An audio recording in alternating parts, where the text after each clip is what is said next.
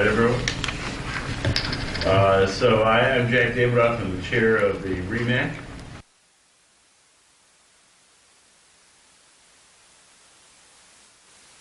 That we're finally, after a very, very nice autumn, heading into cold weather. So please remember to start to consider changes that affect us as far as coal, carbon monoxide, et cetera, et cetera. I'd like to get a motion to approve the minutes from the previous meeting with its obvious lack of some wording because of our sound system. Looking for a motion from one of the docs, please. All right, second. Second. All right, thank you. Montesano.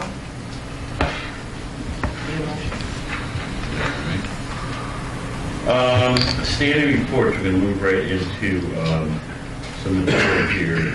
Program agency coordinator. Well, it's kind of duo-fold. Nate, go first. It's all yours. I turned it up. Nathan Miller, Program Agency Coordinator. So we've been working on a couple different projects over the last couple of months. One of them being the agency information forms. Jack has a copy. We talked about it at QAQI. We've gotten pretty good response after a couple letters were sent out. I think we only have about 4 or 5 agencies that have not got that information to us at this point. That information is vital for us to be able to communicate with these agencies, to know what resources they have, and just to know who's in charge and the folks that are under their roster and practicing under Jack. The other side of what we've been doing is building out some of the nonprofit things that we're able to do for free. Microsoft offers free nonprofit emails. We've converted over to that. Everyone at REMAC, everyone at the council, and any other folks that have any type of activity here at the region will get emails. We're going to be building distribution groups and email chains so that we can get information out to people better than what we're doing now. So that's what we've been working on for the last 2 months or so. Thank you for the effort being put into that. And at the end, we actually had a very good response from our agencies. Really just left with 2 agencies that we don't have a response from. So that turned out to be quite good. Hopefully we'll be taking care of the rest of those pretty shortly. We're going to go a little bit out of order under old businesses, position credentialing.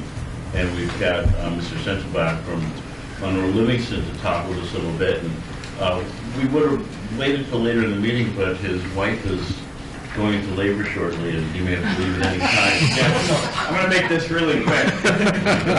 So Donna, I am understanding that Donna and this group have talked a little bit about medical control base station requirements and in med control and whatnot.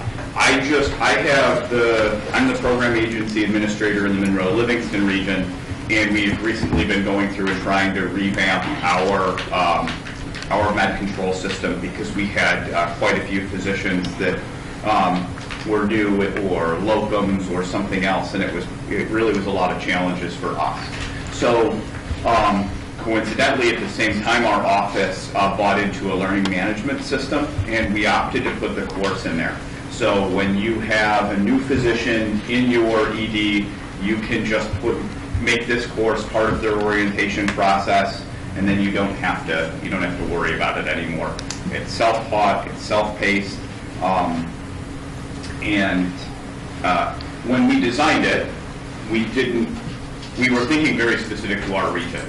But Donna started chatting with me and Dr. Cushman about would there be a way, since so many of the physicians float back and forth between the systems, the collaborative protocols, so it's kind of the same protocol set now.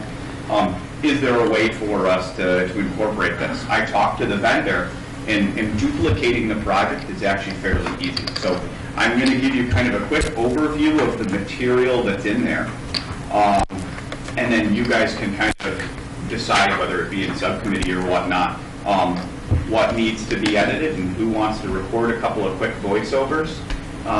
It's really easy. Whoever ends up doing that, you'd be able to do it from your living room. And we can control, on the back end, we can kind of control how easy it is for folks to get in there. So when you register for an account,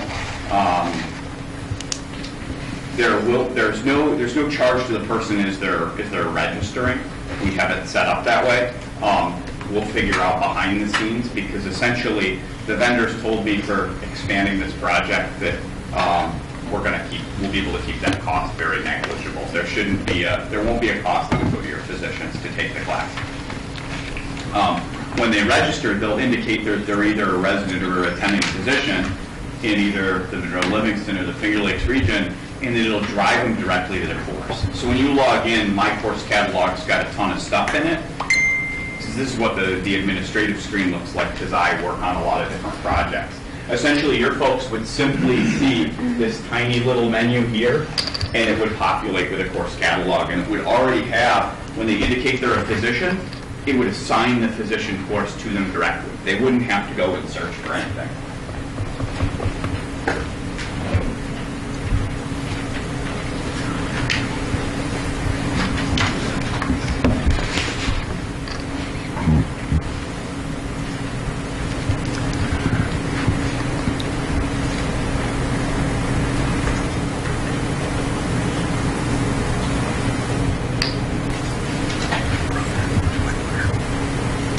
So essentially, we built this course through what they call like a do-it-yourself tool. So we can make modifications to this at any time. So we have lots of protocol references and whatnot in here. If the protocol changes, it would be as much time as it is to change a single slide and re-record. So I think that is kind of important for you guys to see when you go in here. So essentially, overview. For physicians that are coming from out of state that don't understand New York State's requirements for med control, it's going to quickly explain why they're even having to take the course, requirements for New York State's ChemPAC program, why the medical legal concerns. So we've got some audio so that they understand that giving med control does not mean they're automatically accepting their patients to their facility, that they're protected under their Good Samaritan law and everything else. Talks about the privacy concerns. Now, this is where, getting into destinations, this slide I know would be perfectly fine for your group, but the actual facilities, some of these we would need to re-record. You guys all use Strong as your burn center because that's the closest burn center. But when we start talking about primary stroke centers, we would want to have a slide that was unique for your region. Are all of your hospitals primary stroke centers? I don't know. So obviously, that is something that we would want to adjust. There are several slides on MHA because the legalities of MHA in New York State are fairly nuts if you've trained as a physician in any other state. You know, in most other states, you can authorize an MHA over the phone as an emergency physician, but obviously not in New York. So that's particularly important if someone did residency somewhere else and they're coming in here for employment. And as you can see, we obviously need to have this reflect New York Wayne and your, well, we put in, because this happens a lot where psych patients do actually get transferred or sent directly to your region, but this list probably, I would assume, has to expand out a little bit for you. You may have folks that are transporting to maybe a psych to Auburn or something like that, but even though it's out of your region, it might be pertinent to your providers. It's easy, like we record directly in the software. So in this case, you could literally just re-record this slide right now, and you could have the audio you needed. Lots of focus on the trauma triage guidelines, but we utilize the same trauma center, so it shouldn't matter. VADS, same thing, shouldn't change anything. And then we get into the protocols where we get the most med control phone calls. There is the introduction to the protocols says, stop, go to the App Store, download the Collaborative Protocol app. It will be very helpful for you when you're trying to provide medical control, because you can click on whatever they're asking you about and you can see why the EMS provider is calling you. We've got a slide about pain management. The ED physicians all the time say, why do they call? They've got a long transport, they're out of fentanyl, why are they calling to give just an additional 5 milligrams of morphine? So they would see that they have to call. So it's not every protocol. It is simply the common protocols. RSI, I understand that there's regional differences between the actual procedure and credentialing for RSI. So we would need to listen to these slides and see if they fit your needs.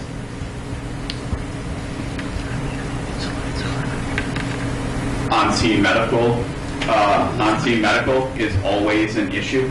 You know, you have somebody trip and fall on the canal path, and there's usually 15 dermatologists that want to jump in and help. And I know that in Canandaigua and Geneva and whatnot, you have that exact same issue. So we probably wouldn't even have to adjust that. Refusals are all absolutely the same. This slide, we developed our own med control log sheet, and we distribute this to all of our hospitals. Absolutely more than willing to share. I don't know what you guys currently do. The reason we did the sheet this way is we trained all of our providers in Monroe Livingston to use MIST, whether it be not just for trauma, but for medical as well. Patient handoff, we came up with this unique format. And so we gave them little cards and everything and said, this is how you're going to call med control. This is the order you're going to say things. We made the log sheet for the physicians follow that so that you can either prompt them when they forget something or you're not going all over the place. We also have the list of drugs on there so that you get a quick glance. You know what our formulary is. And we've adjusted that to match the collaborative. So that's obviously something that we would share at any time.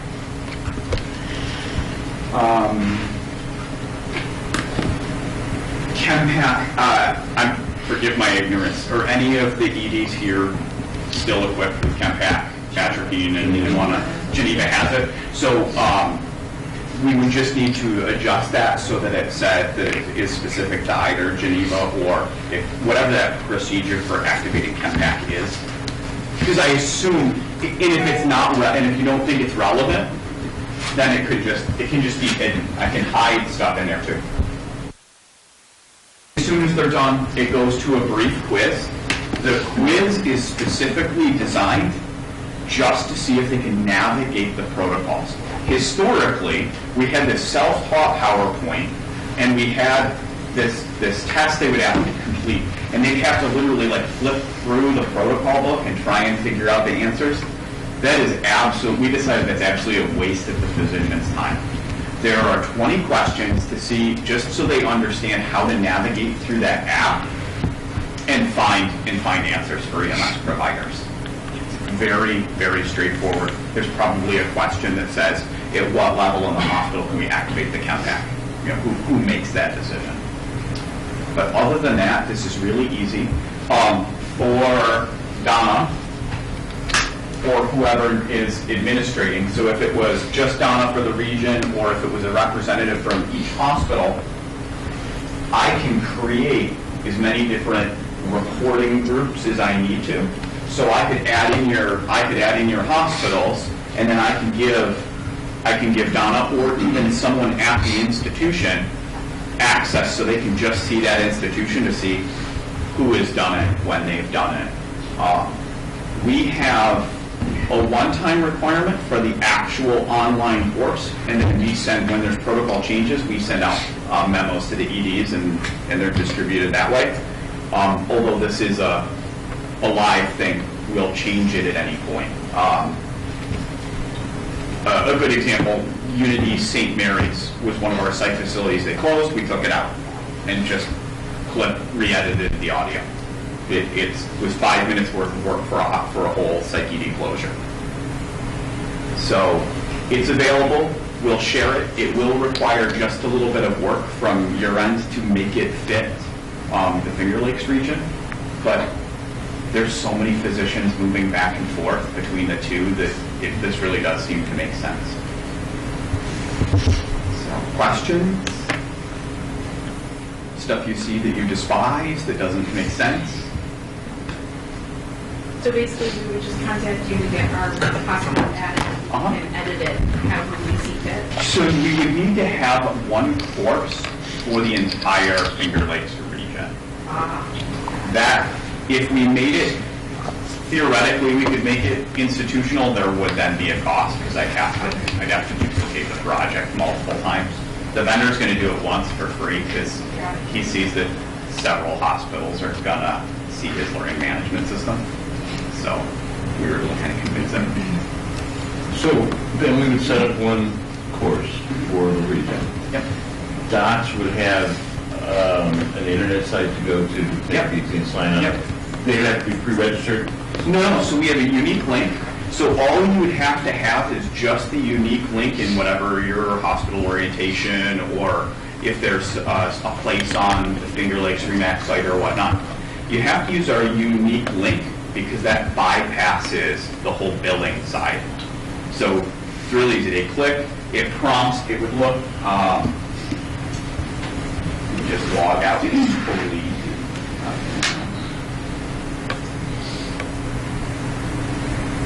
So essentially, the first time, it would drive them to our unique, this is our unique link, just U of R, Division of Pre-Hospital Medicine, and they'll just create a login.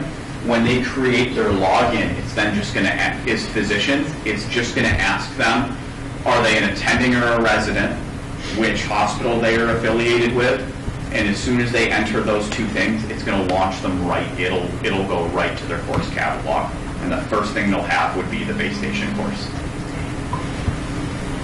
So it's pretty easy. I'm already signed up for your site. Do I have to re-sign in to get that unique link? No, if you're already in there and registered. Okay, I'm already registered with the username.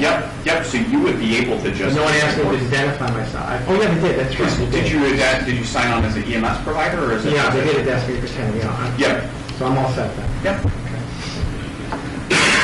So it's pretty easy, and we're willing, and we want to share. So it's nothing that I have to take back to my council or anything like that. We already greenlighted this. Our just like you guys are a program agency, can't cover the bills of what a program agency is. So this is actually a Division of Pre-Hospital Medicine funded project. So we'll just include it. Questions, comments? This is a requirement under program agency for physician credentialing in the region. And rather than recreate something and spend gazillions of dollars, I'd approach them about trying to team with them to be able to do this, seeing as so many of the hospitals are either related to stepchildren law or whatever you want to call it. The only one that really at this point is not is Finger Lakes Health, but that's not going to be an issue. No. And it's the only reason we even break it down by hospital is so that it's easier to track down if you once a year we audit to see are there physicians that are answering the med control phone that have not been credentialed by our office. So it's the only reason we even capture the institution is just so that I can send that ED director an email that says, this is the list of people you have that has completed it. Can you please run it against your list of attendings? And yes. How often does this need to be done? We only require them to do it once. When we have updates beyond that, if there's a change to protocol, we just send it as a memo with a screenshot of where in the protocol it's changed so that you can just circulate that among your internal email. So since some of the protocols have changed, would you recommend everybody doing it now once? I absolutely do not think that would be bad. I didn't win that fight in my region. Okay. But I think that Rochester General may have strongly worded something, because I've got a ton of physicians that were already credentialed to do med control from Rochester General that went in and did it anyways.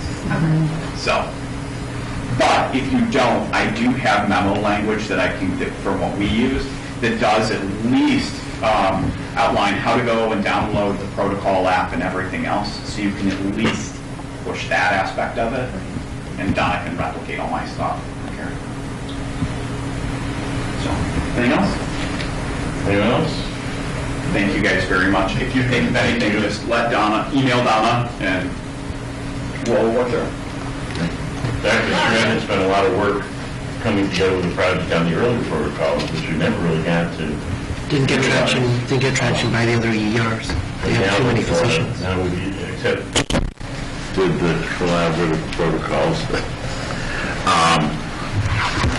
This sounds like a great opportunity for us, and thank you very much to NORMS and Office of Pre-Hospital Care. I believe we need a motion to do that, though, from the DACs to vote, All right. to accept that or... So, looking for a motion from the group What's the motion? To use, you mean to use the program? to move ahead with that, John.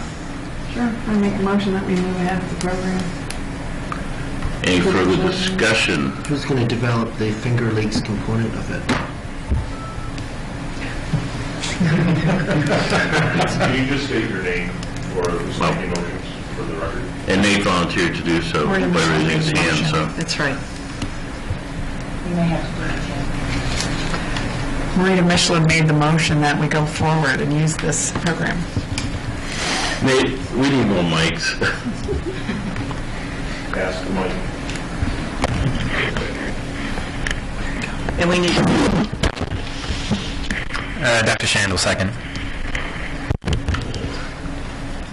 Any further discussion on this? Comments? So, I saw that look. so the previous block in the area was that the emergency rooms were not keen on a long credentialing process, which potentially could be an issue again. So while I'm sure Nate can add the content, there probably should be some physician oversight, kind of making sure that, like, the temptation is to put too much stuff in it, and I'm not sure that that's relevant to our med control. I was looking at a lot of stuff up there, and it's great that they get told all about the legalities of medical control, but I'm not sure it's going to change whether they give medical control or not. So there might be, there needs to be at least some form of discussion on that content above and beyond what you want to put in. Whether that's a subcommittee, whether that's a member of the ALS committee and a member of REMAC, I think someone needs to just make sure that the stuff that's going in is relevant, because again, it's a physician time issue, and the last thing I want to do is mandate that physicians do a course that then gets a reputation of being mind-numbingly boring, and so I think there's got to be some level of control. I can work with Nate on that. Marita Michelin again. How long does this take that you timed out, that the program you have? That's 1 hour, including completing the quiz. But if there's stuff in there that's not applicable, it's so easy. You just click the hide button and that slide is just hidden. So that later, if for some reason you decide you do need that content, then you can just unhide it. Is it one of those things that if you flip through it doesn't force you to see each thing if you're aware? It does. It's a SCORM compliant software, so it does make you watch each slide, which I don't know if you guys could see the timing. That's why most of those slides are only 30 seconds or so. We broke it out so that it's fairly simple. But they do have to click all the way through it. They can't start it, walk away, and then come back.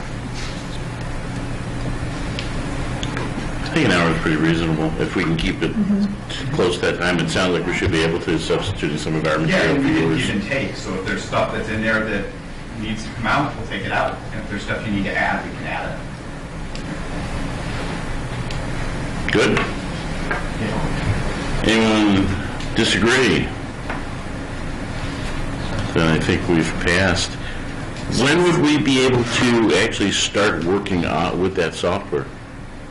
I don't think you want to do it this week because it's the holiday, but I mean, if you, as soon as you want to, I can have them copy the project. So, I would think if we had it up ready by the first of the year. yeah, I can work with your folks just over the phone to get them going on it. Maybe try and find some time, maybe set up a conference call, and you'd be able to get that, couples would be able to look at it online at the same time while chatting? Yep. I mean, it sounds like it shouldn't take us more than an hour or so to set it up Right. and keep it at that and have it available. So we'd have this done certainly by the end of the year and available early next. I think what I'd like to do is I'd like to try and get our version ready and maybe bring it to the next REMAC meeting in January, let people review, or we'll get it out to people beforehand. Is there a way of, can we send it as sort of like a PowerPoint so people can see the slides?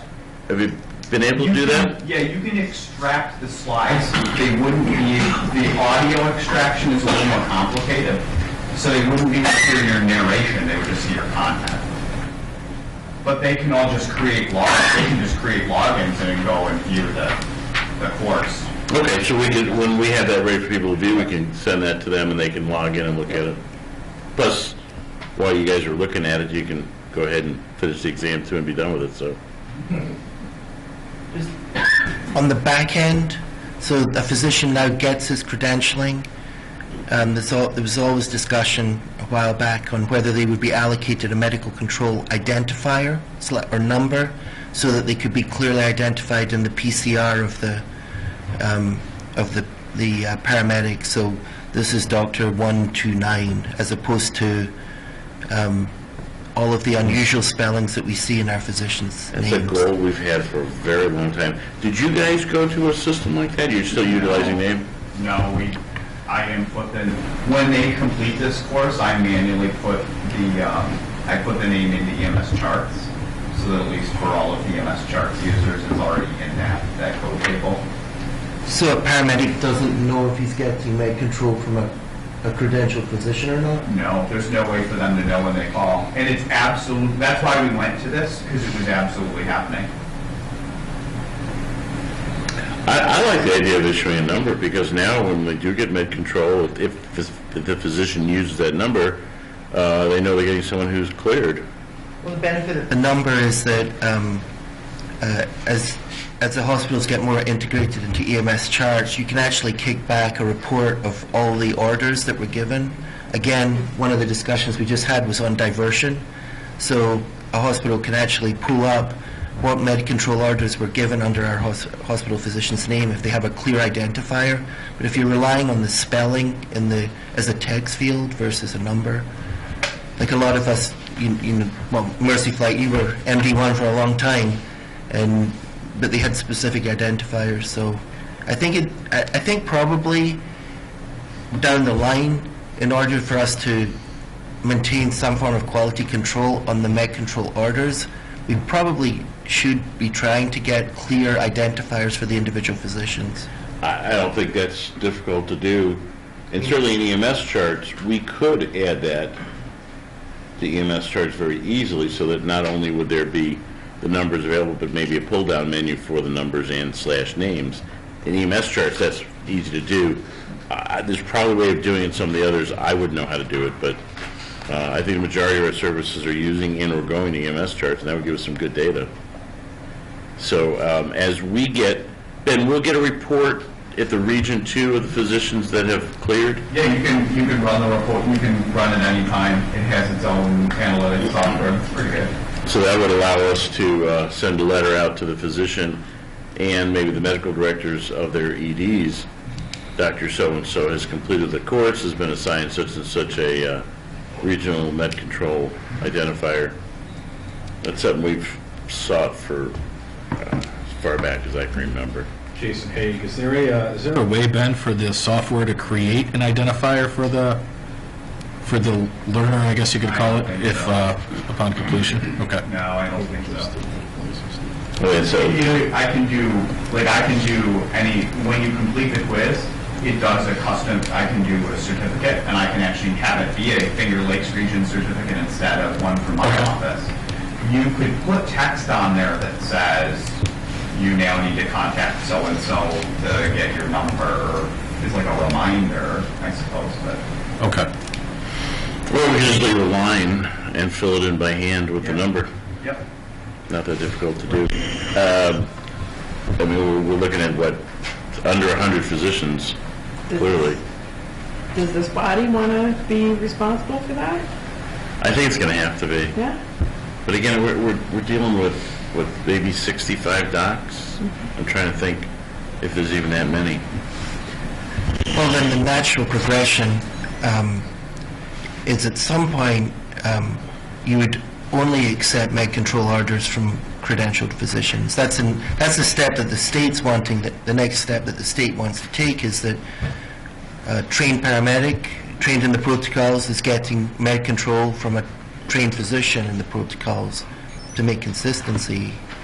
And the idea would be that you couldn't get certain orders unless you were a controlled, or give certain orders unless you were a controlled physician. That was the ultimate goal of the physician identifiers. And we can be pretty close to that by the first quarter next year, so. Very good. Well, Ben, thank you so much, and please thank your folks for helping us out so much. Appreciate it. And we'll wait to hear about that baby. All right. Any chance it's twins? No. Are you 100% sure? I got caught by surprise. All right, back on schedule. Program director and FLC. Actually, No, I want to go back up to program coordinator. all right. All right, so that, Nate has been dealing with all of the technology aspect of it. Thank you very much, Nate. Ben, you're a godsend here. And so my project has been working with the conference committee for our conference the end of February. So these are the topics that we have come up with after a couple of meetings. I'm looking for a couple of things. If you think this is not a topic that we should cover, can you give me another idea of what we might do? We have kind of a running list of some fill-ins if something falls through. And if any of you have folks or any of the physicians are interested in teaching any of this, we would be more than appreciative to have you step forward and let us know. So we have been working on, one of the aspects we've been asked a lot about are training officers and DOs and that. So we thought we would try to put some kind of a program together. We're talking about team building, training officers and director of operations, maybe some roles and responsibilities. We also have palliative care is a subject that came out of the surveys from last year in that. Always diabetes is one. Geriatrics, and again, these are really kind of just general topics. Respiratory, we're looking at sports medicine. We actually have a gentleman from Hobart and William Smith that is ahead of their sports medicine that would be glad to help us. We're talking with Mercy Flight about doing something. Jessica's going to be looking at maybe something on trauma. The other issue was ultrasound was brought up in the field. Then we are also looking at crime scenes. We've been approached by one of the Ontario County Sheriffs that are retired, that is a coroner, that has said there are some things that we probably are not paying attention to that we should be. So that's a good topic. We're talking about safety and EMS. I've got one slot for Department of Health for Ross Astro. Then we're looking at something for neurology, sepsis. The other one that's coming up, and again, Ben, you can speak to this because you did at one of the meetings. I know Dr. Cushman has a real, I don't want to call it an angst, but an issue with boarding and collaring, that folks are not coming in appropriately boarded and collared that should be. Am I correct? So it's reported, so I won't bash the state's training that they did in 2014 too bad, but the pendulum swung too far, so we're actually in the midst of making a new spinal motion restriction online training that I will get the YouTube links out to everybody when they're done, so that patients that truly have the unstable cervical fractures aren't coming in, sitting up full upright, bouncing around with their heads flopping around and whatnot. So yes, we actually do have some slides prepared already, so if you wanted somebody from our office, I can. Okay. Ben, are you seeing symptomatic patients not being? Yes. Oh, absolutely. With neurologic deficits, like lots of distracting injuries. I get an email once a week from the trauma service with a geriatric patient that had the fall from standing and hit the head on the kitchen counter on the way down and has a cervical fracture. And it's an issue. People took away from the state's training that they should throw away the backboards when they were just saying, think about when your patients go on backboards and what patients go on backboards. So we partnered with a local education company. We actually went out and film taking some people out of vehicles and whatnot. So that's actually being professionally edited right now, and we'll get that, we'll share that. Thank you. Another topic was anaphylaxis versus allergic reaction. And again, that stems with the basics with the EpiPen or Epi auto-injector. Something on pediatrics, OBGYN, some of the new information out about stroke, CPAP for basics. We want to do this topic on the special populations that we have out there. Also psych, endocrine and renal failure, bleeding and hemorrhage, because there are some updates on the state website, obviously on the tourniquets. And then the other one had to do with what we refer to as bad drugs. So those are some of the topics that we're starting. We're going to do a little different this year than we have done in the past. We didn't have one main guest speaker come in to do an opening and then a closing. What we've done is we have made, these are little hour to hour and 15-minute snippets, I would call it, because if you do all of the literature and everything says most of us do not want to set more than 50 minutes to an hour, 5-10 minutes. So we're going to try to do various little snippets on the various topics and that for the folks to come to and get that. So we will be doing it on Friday, and we will be doing the same thing on Saturday. And we'll also be giving out more CME credits than we have done. Yeah. If a participant came both Friday and Saturday, they have the availability to get 13 or 14 credits altogether in the 2-day time slot. So, and again, if no one steps forward, I will be emailing or calling the physicians asking if anyone is interested in any of the topics. And I know Dr. Stret is not mountain climbing this year, so. Actually, maybe, so. You know, technology today, we could still have you give a You lecture. could do it from the top of the mountain. Even my phone home. Okay, so that's where the conference is headed. We are having meetings every other week, so we've had 2. We will be meeting again after Thanksgiving. So we've got new physicians, new blood. Love to have you guys step up. It's fun, you guys know that. And you're dealing with the local EMS folks. These are people who you February. see every day. Yeah, 23rd and 24th. February. When you mentioned ultrasound in the field, do they have access to ultrasound? Mercy Flight does, I believe. Right now, Dr. Mercy Joe. Flight's the only agency. Like that, you guys doing ultrasound? No. Thoughts of, It's a consideration, but not in the real near future? down the road. And there's been some talk maybe at Finger Lakes, but probably not real fast. So right now it's really just Mercy Flight. So a talk that would be of interest, but maybe not quite as useful as something that the rest of the group is using every day.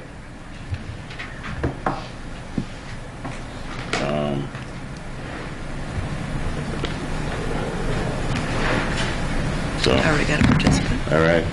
Hopefully more will step up. Oh, All they right. will. Oh, they will. All right. Anything else? No, not for program agency, no. What about FLCC? FLCC report, obviously, most of you know that the Finger Lakes Community College received their letter of review for the COENTS, for the accreditation. The program that will be evaluated is the class that will start in January of 18 and graduate in May of 19. You'll still be here. So, the other issue on that is just to let you know, for many godforsaken years, I have been the program director, and we have, at the college's side of it, turned that aspect over to Jake Hartman. He was the lead full-time paramedic instructor, and we've turned over the directorship to him because when they come for accreditation, chances are, or good, or whatever, they will not come until about 6 months after the program ends. So they could be looking at, we may not see them before 2020. Oh. Can't we ask for like an emergency? We can ask. So in that case, with them doing that program, then Jake will be here for the whole duration of that. It's not that I'm going anywhere anytime soon, but I always look down the road and feel that it is only fair that if he's going to have to answer for the program, he answers for the whole program. I'll still be part of it. I'm still the liaison for this with the college and the state, so I'm still part of the team. If we give you a doctor's note, it needs to be expedited. So on that aspect of it, I'm going to let Jake talk a little bit about that. We do have a paramedic program meeting directly following REMAC for the physicians or anyone who is interested in staying, because we have to, by COEMS and by the FLCC, for middle states, must have at least one annual committee meeting of whatever program there is. Nurses have to do it, massage therapy have to do it, different things. So ours is immediately following here. There are some things that we are looking at that we have tried for this program that does not look like it's working as well. So we'd like to bring them forward and get some other ones' thoughts as far as that part goes.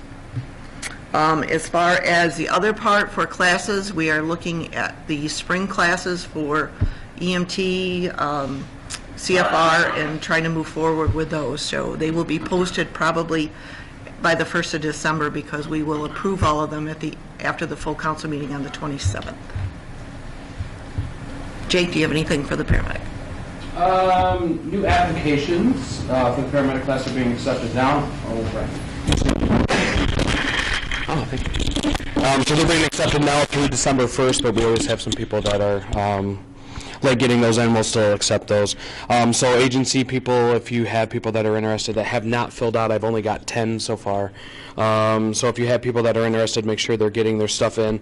With the anticipation of a bigger class this year, because of MCC not starting until August of 18 next year, they want to get in because there may be a potential that we have to do an actual full interview to kind of keep the class size enough to where we have enough mentors and preceptors and all that good stuff.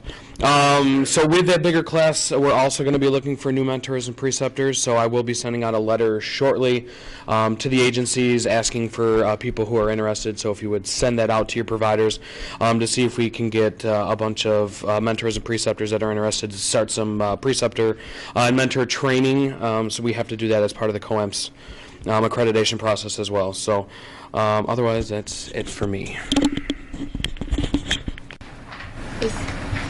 Is the application online? Yes, and there is here printed in the office as well. Okay. Good. The application is online, as is the immunization packet. The packets that are here we can mail out also include how a student can apply to the college and apply for their financial aid. Thank you. You good? I'm good. All right.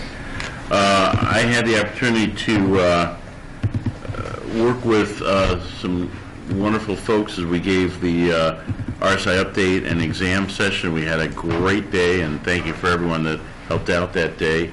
And also attended an advanced practice committee that just packed the room. So really a good show of enthusiasm that this region has had, and thank you all for what you've done. RSA committee, do you guys have reports you'd like to offer?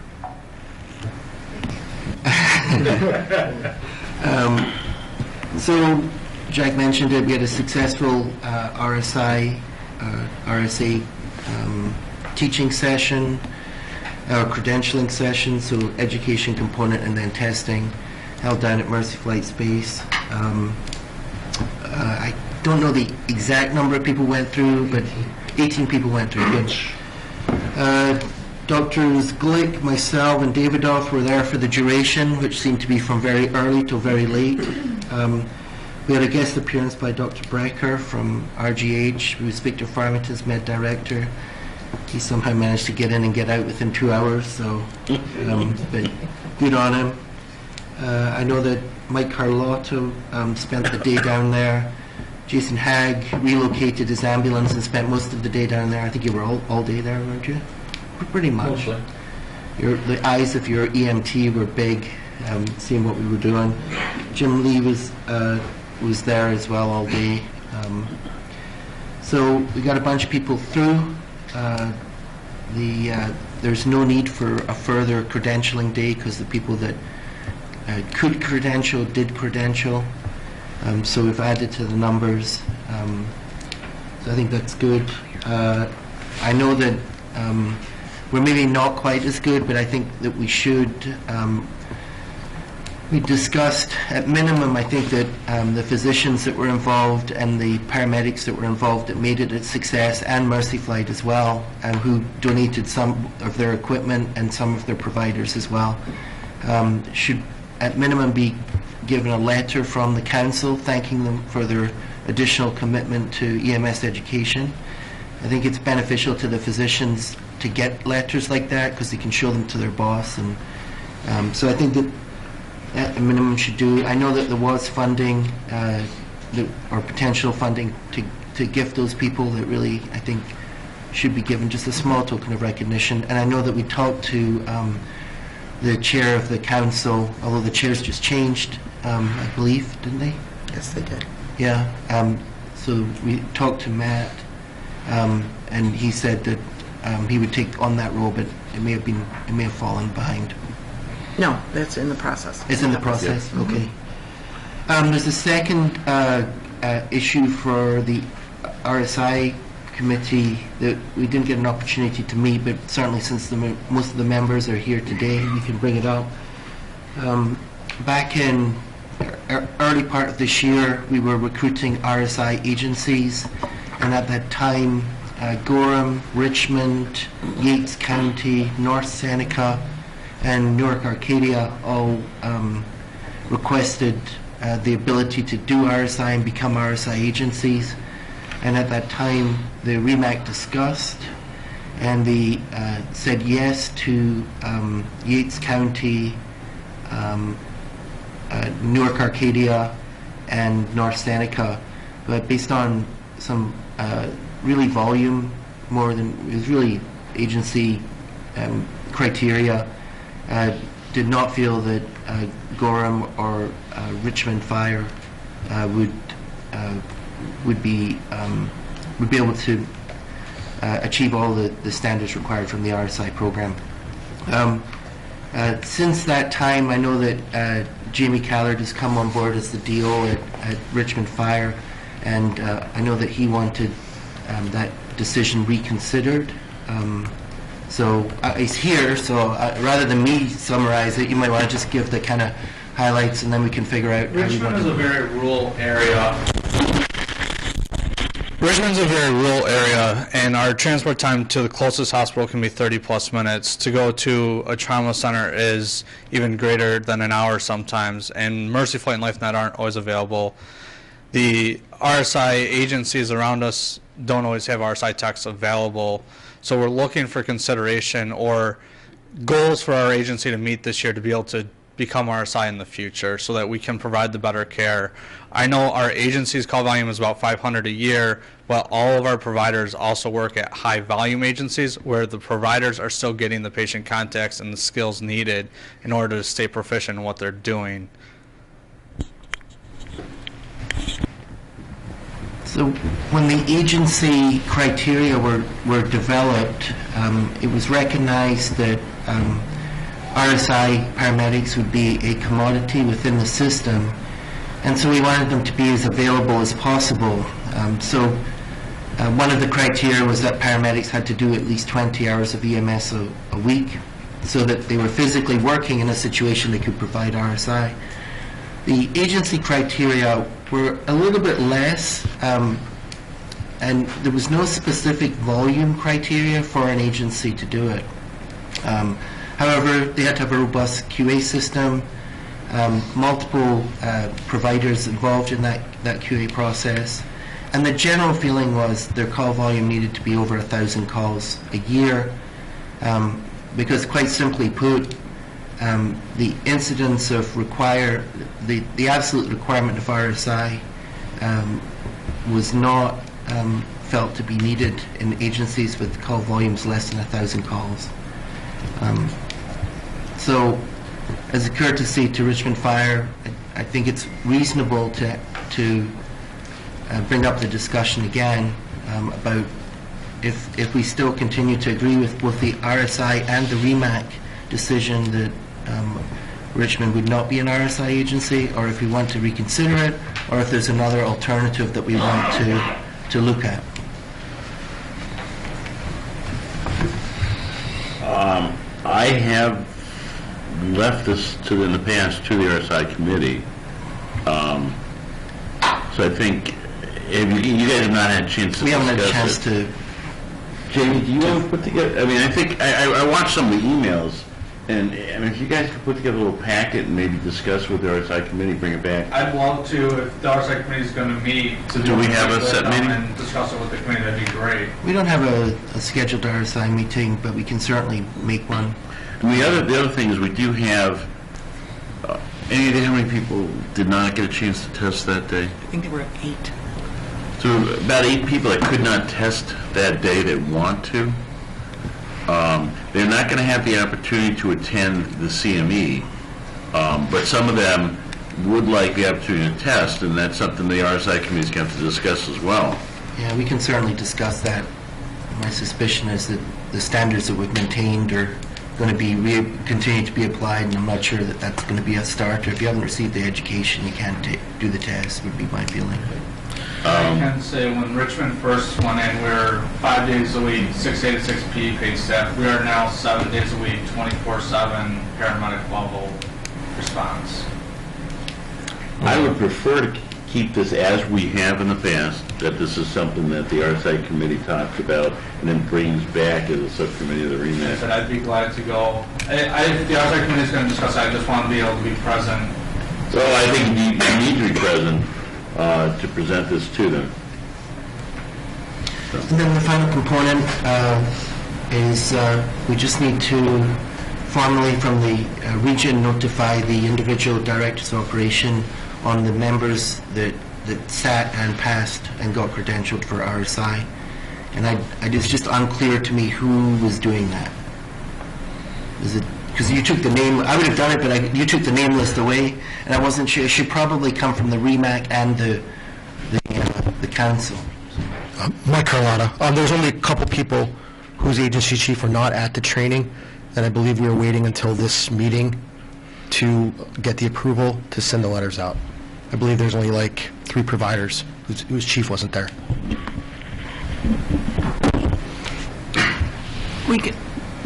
Donna, we can still put it out as a letter. The agency chiefs need that just for a kind of legality over, so they can say this is when this person was credentialed, and it needs to run their personnel file. So Mike, do you want to draft a letter and send it to me and I can put it on a letterhead, or? Yeah, I can do that today or tomorrow. Would be it. All right. Advanced practice, do you guys have a report? Sure do. Excuse me, Jason Haig. Met last month, beginning of this month, I should say. Dr. Davidoff was kind enough to attend. That was awesome. A couple things that we're working on. We're going to be putting together, and it was discussed at QA this morning, we're going to be putting together a tag that's going to identify minimum documentation standards for ALS agencies within the region. So one of the things we want to do, both at QA and at the ALS committee, is look at clinical data, look at clinical QA, and the easiest way to do that is from charting data. But if the charts aren't being written appropriately using the appropriate drop downs, the appropriate procedural flags, it's really difficult to do that. And I don't think there's anybody that wants to sit for a month time period and read 1,000 narratives to figure out what's going on in these charts, as opposed to using medical consult flags, medication procedure flags, and the like. That's one of the things we're going to work on. So our data set that we could pull information from will be significantly easier to navigate.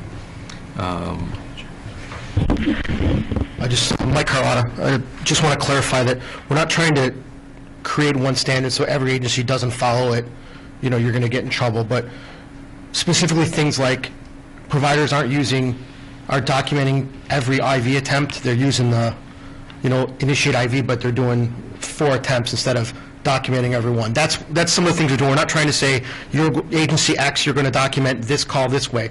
We want to make sure everyone knows that, identify procedures, individually, or, if you call the hospital to get orders, you use the medical consult. If you call for a stroke divert or a stroke notification, use the hospital notify. Just things like that. We're not trying to reinvent the wheel.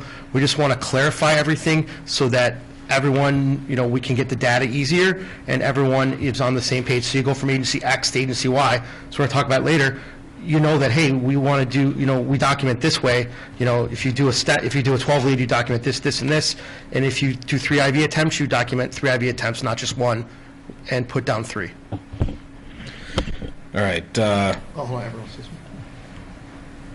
I'd just like to be sure, Everett Ferguson, I'm sorry, I'd like to be sure that you're looking to identify the problem and not point a finger, and then providing an intervention to improve the problem and not with the provider.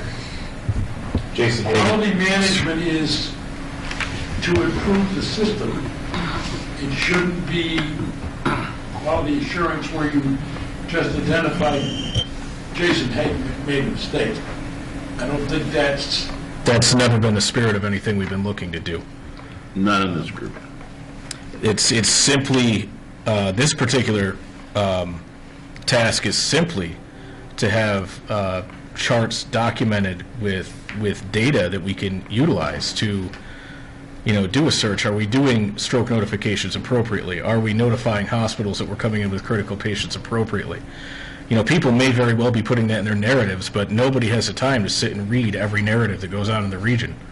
If we want to look at making care better for the end user in this region, being the patients that we serve, we've got to have the data to be able to look at it and see where our shortcomings are, so we can actually do some evidence-based training in this region, which we've never done before. It's not, there's no intention to point fingers. If people think that's what we're doing, I'm sorry that you think that, and it's a gross mistake. We're not looking to do that, and I'm not quite sure where the feeling that that's what the ALS committee is set out to do, is that we're looking to point fingers at people, and that is certainly not the case. So. Jason, I agree with the minimum standards and documentation standards. I would just ask that to accompany that, there's also a system abbreviations standard, because, and we started developing it. Actually, I think it was Jamie Callard that provided me with a list of system abbreviations that they had developed, because you can look at these narratives and there's rows of letters that certainly EMS providers know what they mean. I'm sure that physicians do not. It would be good just to have, these are the system abbreviations that we can use. Even simple things like right and left. Sure. Is it RT, or is that respiratory therapy, or what does that mean?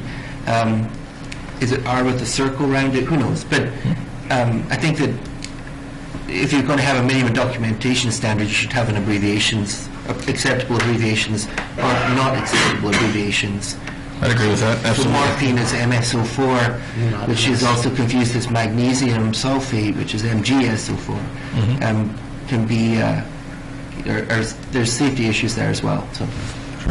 Yeah, but this is not to go after a provider and say you didn't document this, excuse me, stroke well. This is to say, if you got diverted from hospital X to hospital Y because of this stroke, we can't pull the data to figure out why this happened if you don't put down hospital notification or medical consult. If you just write in a narrative, called Clifton and told us to divert, we can't go back and look and figure out why this happened. Also, what Dr. Surratt said, and I agree with it 100%, is that there needs to be uniformity in abbreviations so that there is no mistakes. So there is no false QA issues or anything, or false impressions, because what I think is one definition of abbreviation, you think is another. And that's pretty much all this is. It's just to clarify things. It's not punitive. It's just to make everything run that much more smoothly.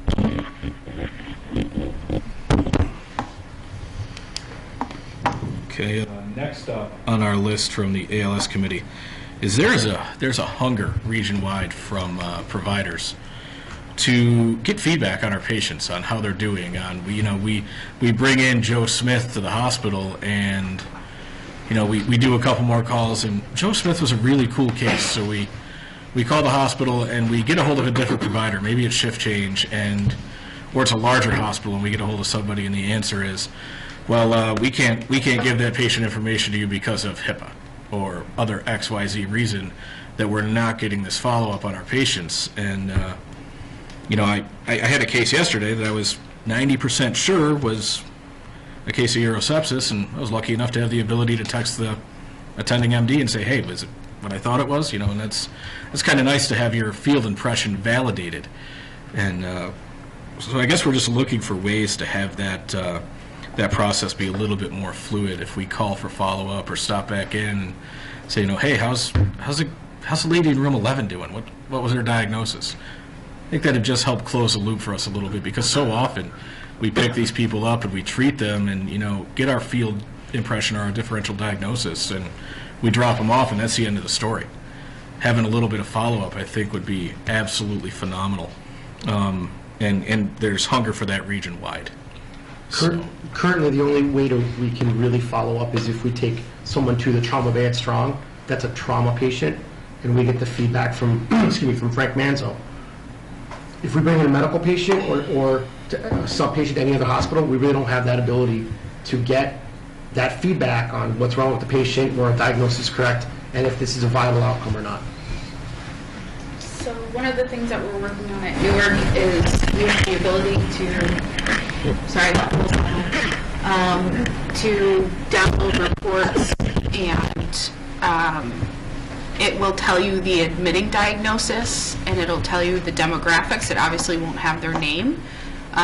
We've been trying to figure out the best way to disseminate that information, whether it's via mail, email, in person, and you come pick it up from the hospital. We could do it. I've got months worth of data. It's just that we've been trying to figure out what's the best way and HIPAA compliant way to do it. So we could do it on a weekly basis. We could do it on a monthly basis. I definitely know what you're talking about. I've had providers come in to me and say, hey, I brought in so-and-so last night. Do you know what happened? I wasn't working. I can't go in their chart.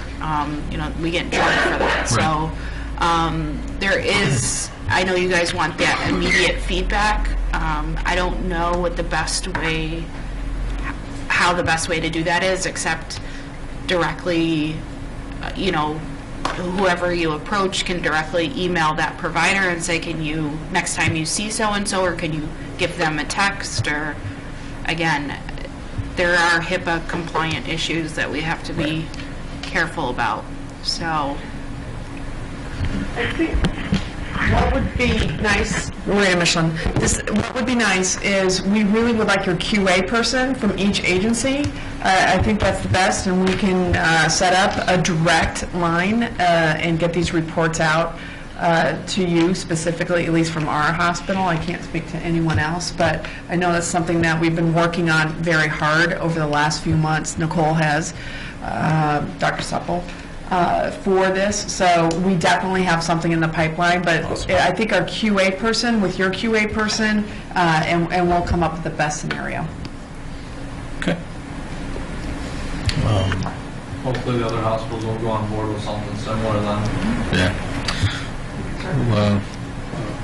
We will work to get some QA contact information from each of these agencies and divulge it to you folks.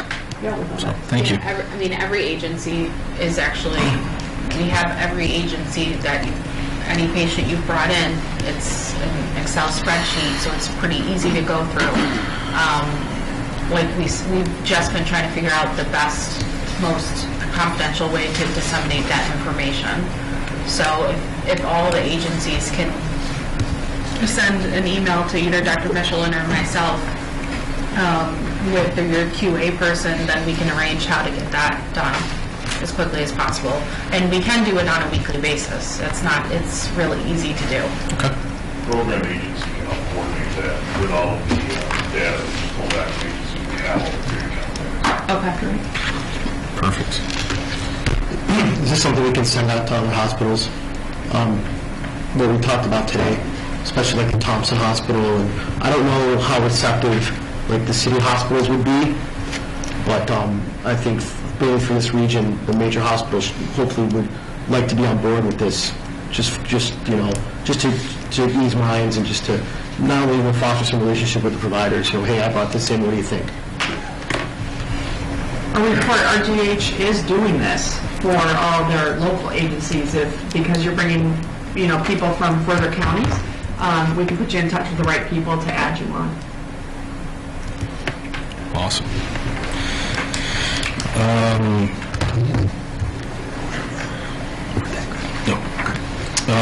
The next concept that we were going to discuss was medical control in the region, and I think that's been handled. So thank you for everybody that got that together, and from the ALS committee, thank you to Ben who ran away. Hopefully that's for a good thing. So the other thing on the topic of med control that we talked with Dr. Davidoff about, as opposed to physician credentialing, was a list of medical control docs in the region that we could give a ring to for those interesting orders, for those cases where we want to RSI somebody, or that we want to try to maybe ketamine and CPAP somebody as opposed to just going straight to the tube, or some of that unconventional, outside of the box, not protocol compliant stuff. And there was some discussion about that, and we thought we'd bring it forward to see if maybe there was a group of physicians who'd be willing to serve as such. One of the ways that we approach it with our team of medical directors at Finger Lakes Ambulance is we have a Google Voice number set up, and whatever doctor is on duty as the medical director for that particular day, you call the Google Voice number and it immediately rolls over to whoever that doc is that's on shift, and you get that physician. So that's kind of our idea, kind of the request of the body, and I think Mike's got some stuff to add. Keep reaching for the microphone. Sorry. There's a couple caveats to this. The first thing is, excuse me, this would not be for traditional orders. This would be for the RSIs. We don't want to burden the doctors for medical control orders that are just run of the mill, that don't need to be handled by this special body. The other thing is that currently for agencies that our trauma center is Trauma Memorial Hospital, and currently right now we are not authorized per REMAC in Melrems and per Dr. Cushman to call the regional trauma center for the initial RSI order. That was due to the different protocols at the time. When I asked for clarification, I was still told that is true. I also was told that you can't call for any orders, but I don't believe that is correct. The problem that we have is that I don't want to have to make 3 or 4 phone calls to try to get a hold of somebody, and I also don't want to have to explain why I'm calling another hospital that I'm not going to for orders. So one of the thoughts about having some sort of regional medical control is to have one doctor who we call for the order, and they understand what the need is and what the protocol is, and we go from there. Like Mike said, obviously not a routine basis, hopefully maybe a phone call a week, if that, but just in those really weird cases, where we need the order and, we're transporting to Strong, and, you don't want to call Clifton and say, hey, I'm out in Victor, I'm going to RSI this guy and drive him to Strong, and you're not going to be anywhere in the loop, and I need an order, because, the receiving facility is not going to give it to us. So just situations like that is really what we're looking for. There'd be a certain quality assurance level of that at the regional level. We have these QA meetings twice, once every other month, and we'd look at these, we'd pull these calls and say, hey, was this an appropriate use of that regional medical control, or is somebody calling for routine orders that shouldn't be utilizing this resource? So that's kind of what we looked at. And I also think this would eliminate the doctor shopping, and also because I know it's frowned upon, and I frown upon it to people. If you call, let's say I need to RSI somebody, and I can't get a hold of Dr. Davidoff or Dr. Brecker, and I call Thompson Hospital and they deny me the order, I can't call another hospital. And if the person needs the order, I don't want to have to call 600 places to try to get the order. So I think this would eliminate a lot of the problems we have, especially for the most critical of patients. Can I just, Nicole Supple, can I just ask if you were to get the order from a different physician that's not going to that facility, and let's say the receiving facility had denied you and you show up with a patient who's been RSI'd, is there going to be repercussions? Are they going to be calling somebody in the middle of the night and saying, I said no? That would be what the QA committee and the body would do. Okay. The other thing that we would do is that we would follow up with the regional with the medical control off. Like if I call you, you're on the and I get the order and I go to Strong, you would get a follow up after the call was over. Okay. Just like a debriefing. Okay. That's what they do in Melrems. They have the regional medical directors on call. You don't have to call in Melrems for RSI, but you do have to call within, I think it's 15 to 20 minutes, right, Chris? 15 to 20 minutes? 30 minutes, but then Yeah, you have to call the on-duty number within 15 to 20 minutes, just Okay. for feedback. Okay. And that's something that we would do here. Well, the spirit of this is hopefully to avoid that receiving facility denying the order. So if you call Strong, you're not from our region, we're denying you the RSI, and then we call whoever the on-call regional doc is, get the order. Hopefully this step would eliminate that issue from occurring. So, just an issue we thought we'd bring forward for discussion. Any discussion? I think that, so Finger Lakes pay a medical director to provide that service. I do the same thing for my agencies. All my agencies pay for the medical direction services that I provide. I know the medics that are calling me. And in general, the two types of people I take calls from are my agencies, where I know the medics, or specific providers, where there's a specific relationship, normally an educational one. I'm not sure that I'm willing to take a call from a paramedic, say from Yates County, that I've never met before, wanting to do an RSI and can have him expect that I would provide that. I think that those unusual calls that you're referring to, and I get them frequently, it's more than once a week, I'll tell you. It's probably about 2 or 3 times a day. Why are you looking at me? Well, every provider says, I don't call that much, but there's plenty other providers that say exactly the same thing. But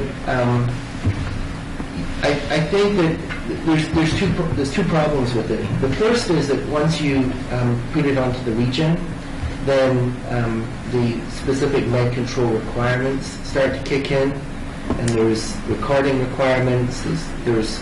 You've got to hold that recording for 7 years. There's a whole bunch of requirements that are very hard to fulfill.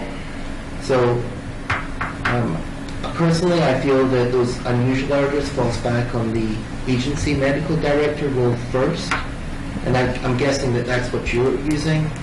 The concept of a regional medical director on call is a good one, but I'm not sure it's a great one for unusual orders. That would be my feeling about that. And can I ask for a couple concessions then? I think the first concession I would ask for is it possible for this body and Dr. Davidoff to draft a letter to Melrems and Dr. Cushman asking for reconsideration on the rule against agencies outside of the Melrems area calling the trauma center for initial RSI orders? I would say that now that we're utilizing the collaborative protocols, they have absolutely no reason to say that they can't give orders to providers in our region that are coming to their region. We can certainly try it. I know. I can't guarantee what the response will be. I know. And then I guess the second concession is that instead of calling for orders, is it possible to do what Melrems does and to have that feedback from a regional medical director on call, just to say, hey, I had this patient, I did this orders. How is that good or bad? Like the debriefing after the RSI.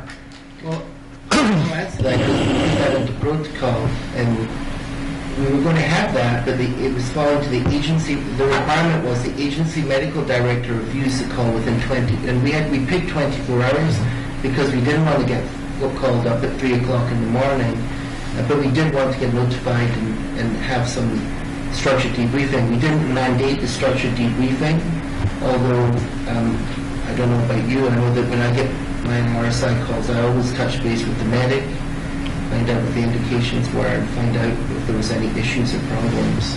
I guess you do that as well. I usually, if they're not calling me back, like within the hour of the call, I'm calling them. Yeah, we're usually good about calling them. Yeah, I mean, the few agencies that are doing RSIs on a regular basis, or the extended, like, specialty transports, I'm trying to follow up within the hour, so regardless of the time of day, those are the patients you really worry about. My issue ultimately is you can't have a highly trained, and you're looking for a specialized physician to take difficult calls, and these days I don't think you can expect to get it for free. That's the reality, and I can tell you the evidence behind it is that everyone that's doing it is being paid by the agencies to do it. Something. It doesn't have to be much, but it has to be something. So I kind of just had this idea pop into my head here with the other conversation we had this morning about physician credentialing. Other than the letter to Melrem's for reconsideration of their initial RSI orders, I would recommend that maybe we revisit this topic in about 6 months after there's been some time to look at how the physician credentialing is going, with med control physicians in the region being more familiar with our protocols and how to navigate them, and maybe take a look at this again in 6 months and see if it's a recurrent problem or if it's gotten better. So, is that reasonable with the letter to Melrem's and that? And we'll take a look at this in I think the Melrem's late letter is spring. the first step. So we should probably stop. And that's all I've got. That's all I have to. We'll put together a letter to Melrem's. When's state meetings are in January? January. 8th, 9th, and 10th. And I'll also try to make arrangements, maybe have a face-to-face with said physician. Sit down with the mountain, Troy, in January. Yeah. Especially now with the collaborative protocols, we might be able to do something. And that would be especially if you're definitely going into Rochester, that would be, I think, really, not that I think any of us really, well, certainly the docs at this table are not the docs we're concerned about for med control. But we know we have issues with med control in this region. If you're going into Rochester, we've always said it's appropriate to get med control from the physician and the facility that you're bringing that patient to. Maybe it's time we tried to make that happen. In the meantime, the agencies that are doing a lot of these procedures do have their own med control as well, and I don't think there's issues with those because you've selected those physicians for those reasons. So No, it wasn't those agencies that brought up this concern at the ALS committee. It was those who unfortunately do not have their resource. So we'll bring that up with Melrem. Worst comes to worst, maybe some of us may have to work a little bit close with some other agencies for those few calls. So further discussion down the road on that topic. All right, anything else from advanced practice? No, thank you guys for your time. Again, that was a phenomenal meeting. How many people attended that meeting? 5. What's it? 25, 30. It was a good turnout. This is an the excellent meeting. this is the first time that I've been involved, and I know about Jason, that every agency that's ALS in the region was accounted for. First time since the inception of the committee. Very good meeting. So thanks, folks. I look forward to more of those. Mercy Fight Central, anything to report? We have our protocol update. We sent those out. They did go out. They have to be voted on here before we can send them forward. That's right. I don't have my copy in front of me, but they did go out, and I reviewed them actually quite some time ago. Did anyone have a chance to look at them? Never received them from this board. I mean, I know them because I've worked with Mercy Flight, but so I'm happy to approve them, but they did go out, didn't they? It didn't make it out. How did Did you guys get a copy? So I got a copy. I don't remember if it was from this counselor or from another source, but I got a copy. Sounds like, I'm not sure how some people did, some people didn't. I apologize. They went out with an agenda, a tentative agenda with a note on the side that says official agenda and minutes of 2017 meeting will be mailed approximately November 1st. Dr. David Off asked I get this out to you for review prior to the November meeting. Yeah, it was the first mailing that came out. Yeah, it was the first mailing. Well in advance. Do you guys have enough to, I apologize for not having you guys have more of an opportunity to look at it. Does anyone need another copy to look at quickly? Can you paraphrase the changes that you made? I think the big changes is the introduction of preschool classes. So that was already approved previously in May, yeah. So this has been a while. We added a PE protocol, we added a ventilation protocol, and then most of the other changes were just some medication treatments and/or factors that were reflected in our evidence practice.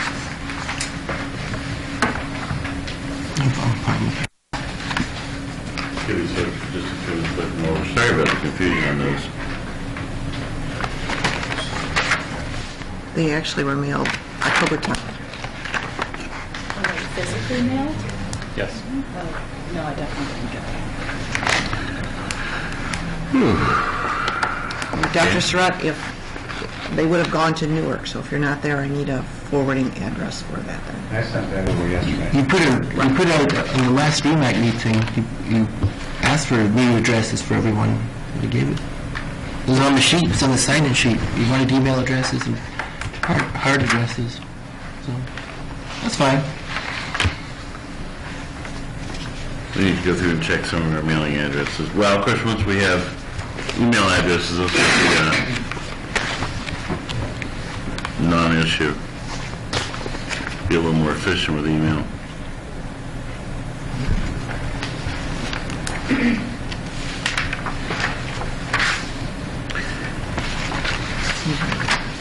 I'm just going to let you guys have a few minutes to look those over, and just for the sake of timing. Mike, anything to report to us this month? Our regional training center, we plan on having an open house sometime in the first quarter of next year.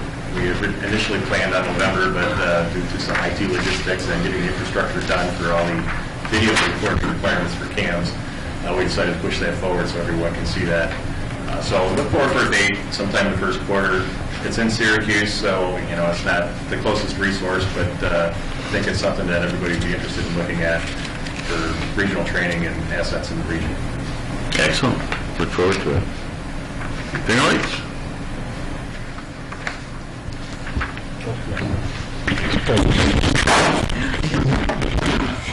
Sorry. Ken Beers, Finger Lakes Ambulance. Sometime between now and the first of the year, if you're looking at the radio, you should be hearing MD1 and MD2 on the air. We have 2 response vehicles that are being delivered shortly for our medical directors. And as mentioned earlier, we have set up a single phone number through Google Voice for med control. And one of the nice features on that is when our medics do call in for those unique requests, it is recorded by Google Voice, and we get both a transcript and an actual, I think it's an MP3 recording that we can then attach directly to the chart. We've had a huge increase in requests for interfacility SCT transports by ground. And I think as people become sicker and sicker, we're going to see that continue to increase. So we have started to use the Emergency Medical Dispatch Card 33 to start identifying 3 levels of SCT to better utilize our personnel. A level 3 would be what we're referring to as a perfusion technician with the additional training on a lot of the meds, particularly antibiotics and things that are hung outside of the regular scope. Level 2 would be the critical care paramedic, and somebody that's been through one of the programs similar to CCEMTP. And a level 1 would have all of that, plus vent and RSI training. Because we're finding that to try to send a vent RSI cleared medic on every one of these SCTs is just not physically possible. And this month we're also, 6 weeks? 6 weeks, focus studies going on right now on are we reaching the national standard on our stroke alerts and trauma times, what our IO success rate is, and also just an interesting little study on what percentage of time are we taking patients and delivering them into their primary health system as compared to a hospital that's not within their regular care. I don't think anybody's really looked at that previously. We're just kind of interested in seeing where that turns out. Can we look forward to reports on those in the future? That'd be interesting. Mm-hmm. Anything else? That's all. Okay. Oh, yeah. Cyano Kids. Cyano Kids. Business we're going to bring up now, that'd be great. Sure. Finger Lakes has purchased 4 doses of the cyano kits. We have them housed at our station and are available for response anywhere in the region at any time. You can either go through one of the 911 centers or call direct, and we will get those run out with one of our medics. Great, thank you very much.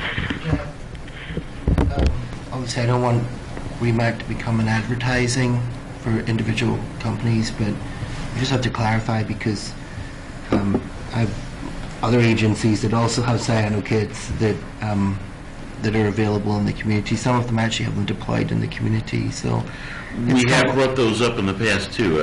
I believe Canandaigua has kits. We've had those for years. I did not know that Wayne County had them. I knew Canandaigua did. So. And not something that we would traditionally bring to REMAC. Didn't know Fishers had them. So. Monroe Livingston region has Richmond carries them as well. It's actually might be nice to try and gather that data and get it out. Particularly with the cost of them. Yeah, Monroe Livingston region has a list of every agency that carries the cyano. We've spoken about this before. Yeah, we've spoken about a resource list before. We've tried to get the Ontario County 911 Center to have that list available so that if there is a major incident, we decided on 4 because we figured that's a typical single-family household. But you get something like the nursing home fire that just occurred, where you've got several people that are all in need of that at the same time. I don't know if this body or the council might be able to encourage the 911 centers to store that as specialized information so that if there's a large need for cyano kits,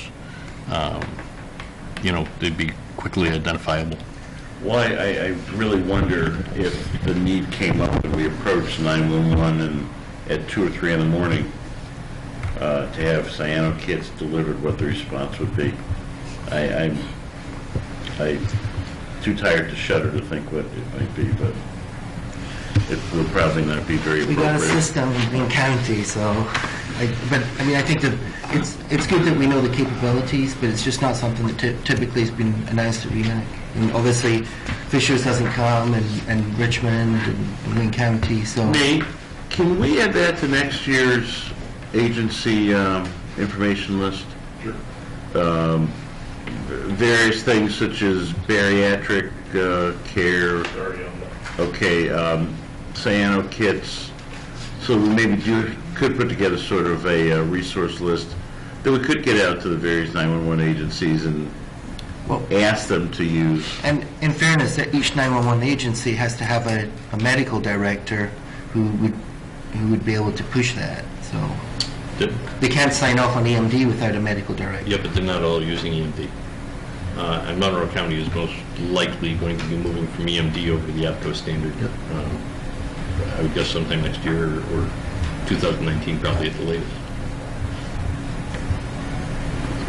It's one of the things we talked at the ALS committee level was having some sort of status board or resource level. I mean, there is Monroe County mounts as a status board, and there's actually spots for Ontario County and Wayne County and other agencies on there, because again, not just the cyano kits, but RSI, there's no way to know who, if Finger Lakes is RSI up, if Victor is RSI up. The resources are there, it's kind of a reluctance to get the ball moving.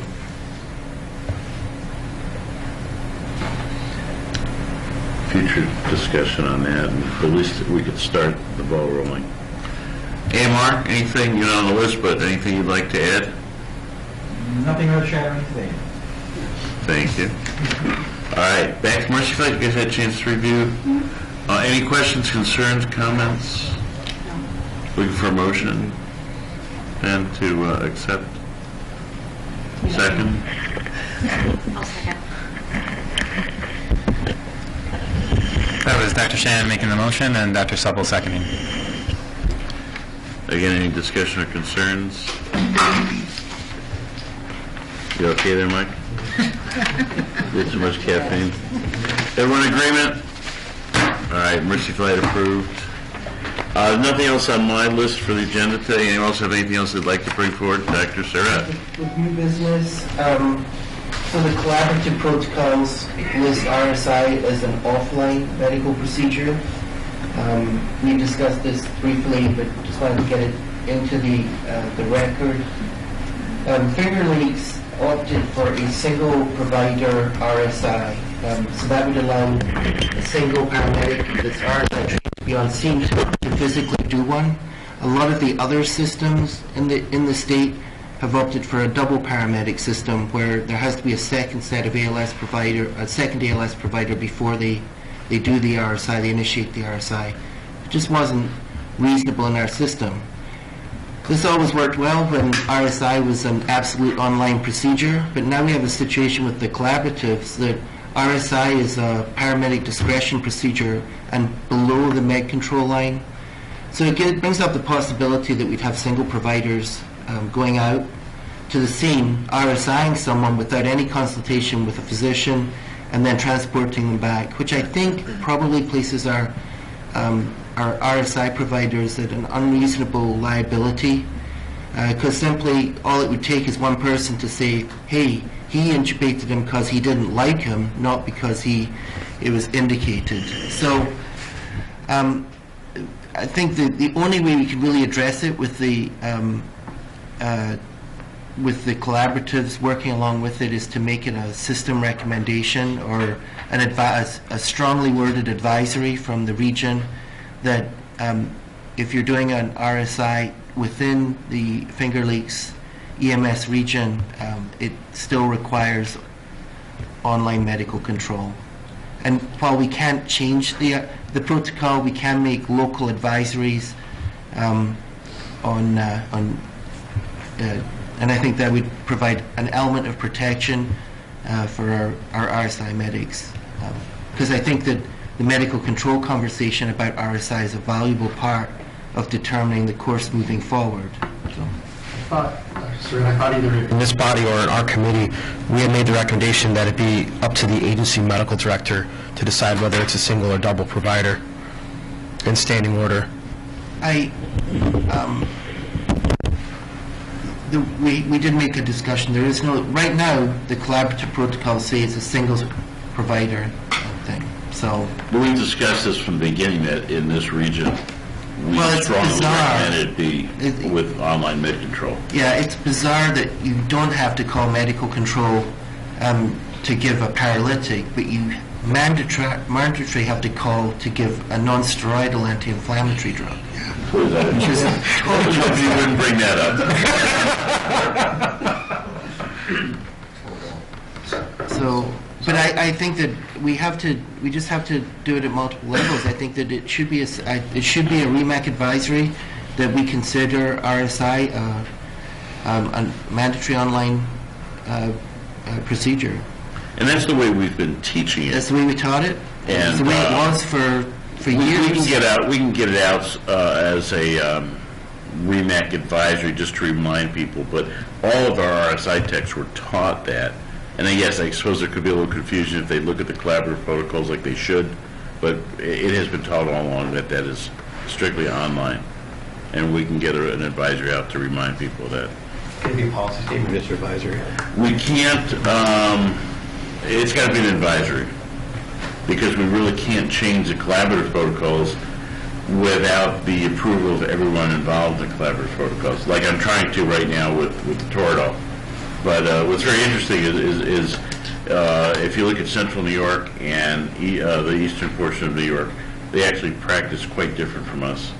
Toradol is considered about equivalent to Coumadin or warfarin. It's really kind of got me But there is surprised. TXA out there. Yeah. And they give you one, you have to go for aspirin.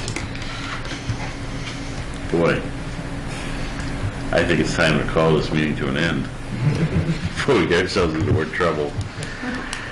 Folks, thank you so very, very much. We will not see each other again in this setting till next year. Happy and healthy holidays. Stay safe. Stay warm. Happy New Year. And we'll see you guys in January.